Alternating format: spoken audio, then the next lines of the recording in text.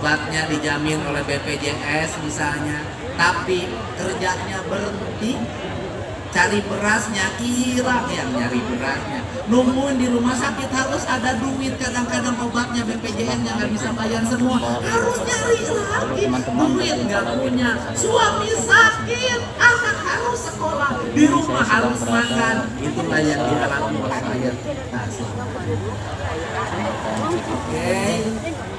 Oke, makanya kalau berobatnya dirujuk ke Bandung, saya udah nyiapin rumah-rumah di dekat Hasan Sadikin. Kalau rakyat sakit ada rumah tempat diinap, kalau makan saya banyak sekali warga selama nunggu di rumah sakit Hasan Sadikin, selama nunggu di rumah sakit ingin Al melihat Ihsan, kalau sekarang dikasih nama rumah sakit hampir 10.000 warga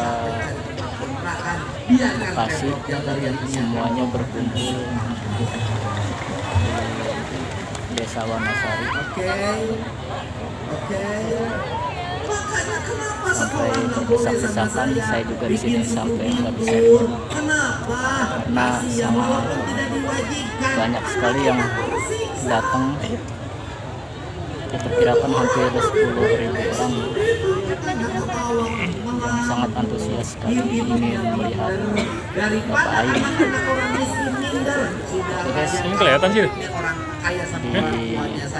Simak terus videonya ya, jangan lupa di like, komen, dan subscribe.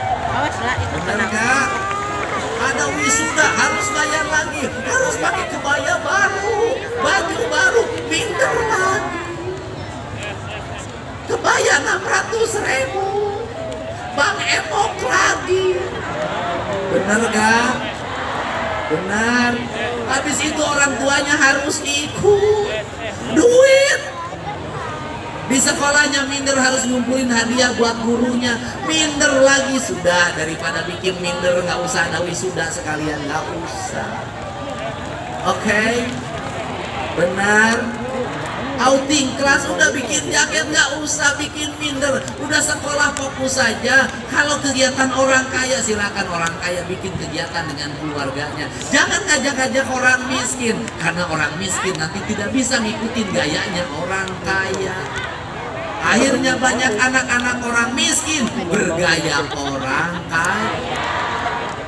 Motornya nganjuk, HP-nya nganjuk, bajunya nganjuk, hutangnya tidak terbaik, motornya diambil listrik, rumahnya disita oleh Bang M. Setuju?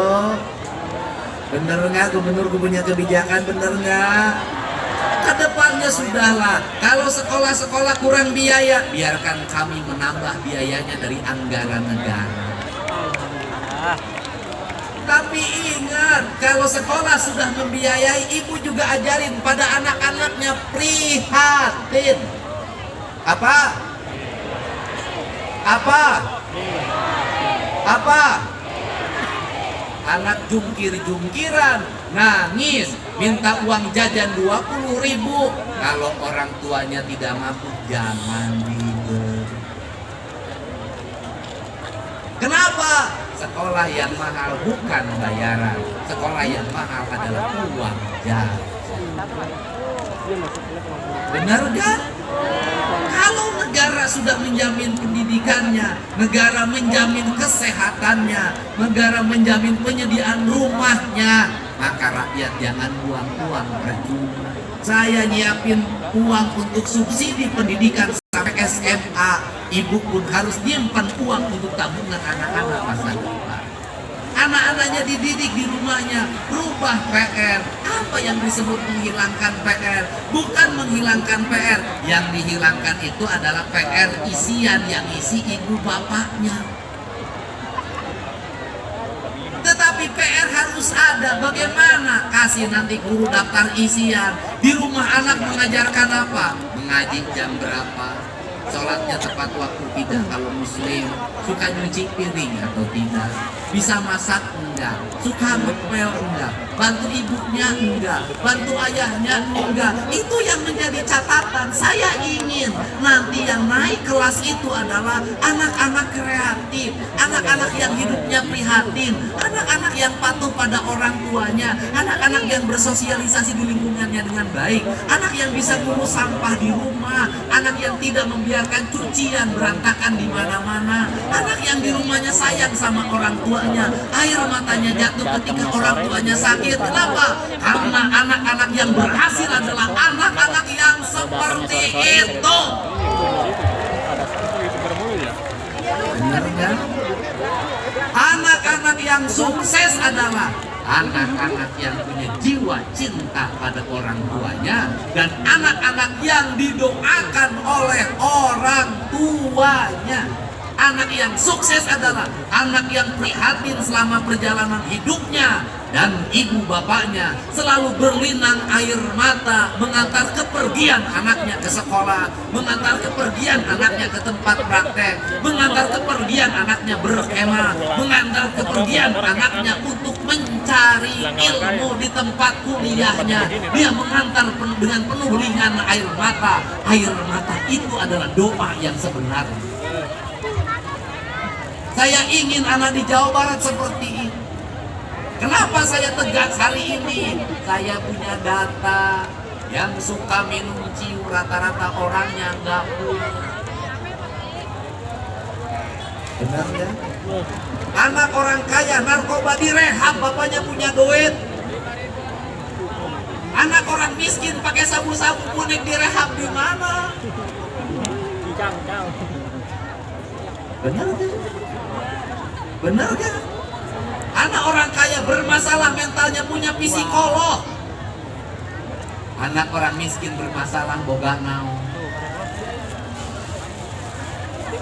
Untuk itu pada generasi muda Bekasi yang orang tuanya dalam keadaan berat hidupnya, beban hidupnya, jangan perberat beban orang tuamu oleh perilakumu. Lapangkan dadanya, ringankan pikirannya dengan sikap sopan santun dirimu, dengan kesolehan dirimu, karena engkau adalah mutiara bagi ibu dan ayahmu. Kekayaan terbesar bagi orang tua bukan harta, tetapi kekayaan yang terbesar adalah anak yang soleh. Benar.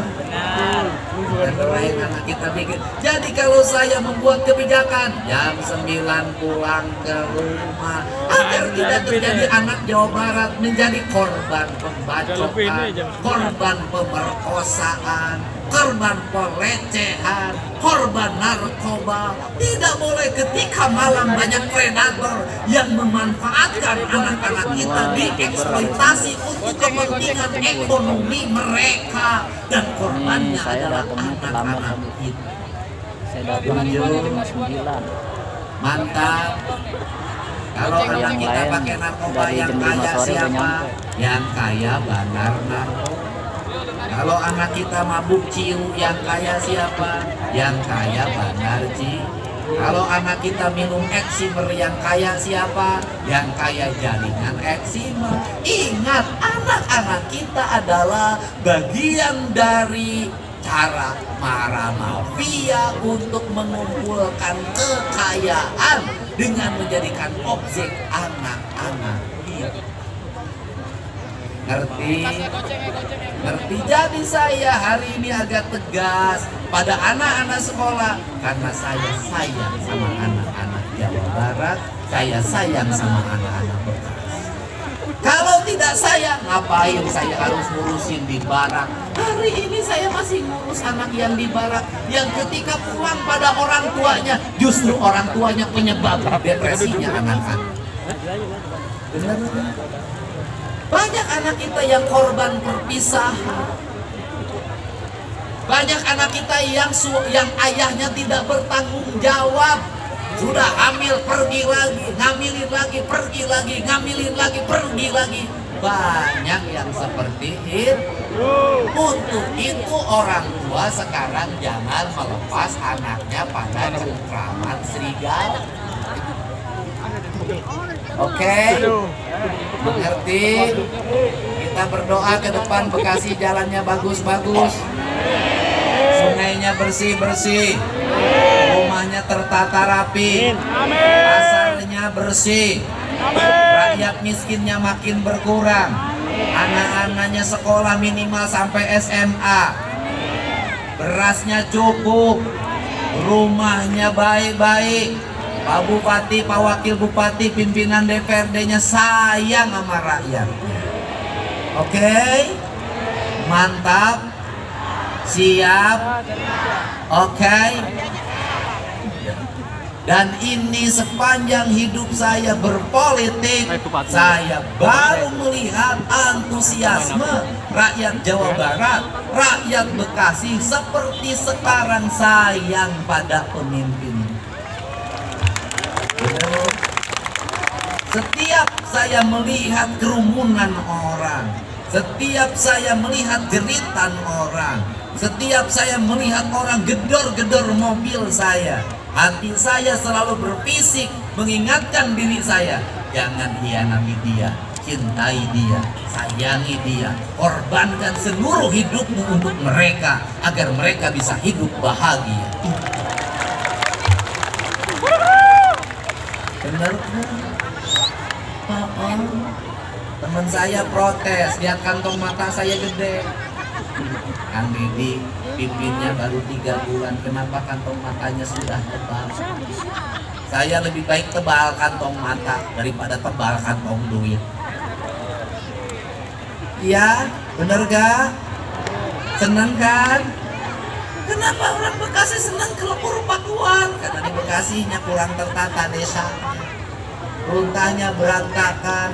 Saya minta ke Pak Bupati, siapkan 4 desa di Bekasi, kita tata menjadi desa yang seperti Lembur Pakuan, kita rapihkan. Saya akan terjun ikut merapihkan. Benar gak? Agar apa? Agar orang Bekasi yang duitnya tidak banyak-banyak amat, yang pas-pasan, tetap bisa piknik ke tempat yang terdekat. Benar? Karena kebahagiaan hak setiap orang, healing hak setiap orang, refreshing hak setiap orang. Saya tidak pernah healing, saya tidak pernah traveling, saya tidak pernah piknik. Kenapa? Karena bagi saya tiap hari jalan kaki di pematang saya, sawah, bagi saya sudah kebahagiaan. Ngapain saya harus piknik? Setiap hari piknik. Hari ini saya lagi piknik, ketemu sama ini nih janda-janda tua sama janda muda. Janda tua kita santuni, janda muda jangan dikawin. Setuju? Oke? Pemimpin harus menyayangi semuanya, betul tidak? Janda adalah wanita-wanita terhormat yang harus dikagumi. Emang saya gak kagum sama para janda? Kagum. Kenapa? Gak punya suami bisa nyekolahin anak. Bener gak? Bener gak? Gak punya suami bisa bayar listrik. Bener gak? Gak punya suami bisa bayar cicilan motor. Bener gak? Hebat gak? Hebat. Janda adalah wanita yang terkemuka di Indonesia. Hidup janda. Hidup janda. Janda itu pasangannya Duda. Janda-janda mana nih? Hidup katanya tuh. Hidup Saya janda. adalah KDM.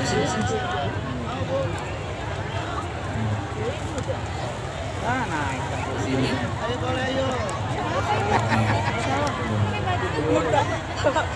Bau sih teh kelek bau.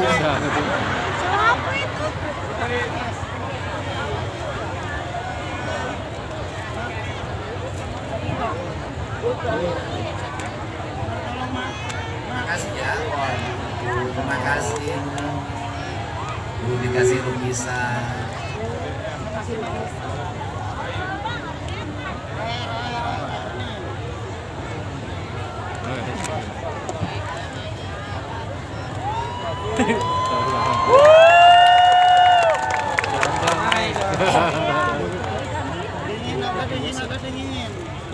Dikasih lukisan sama remaja guys, lukisannya bagus banget. Lukisannya minum dulu dianterin minumnya ada.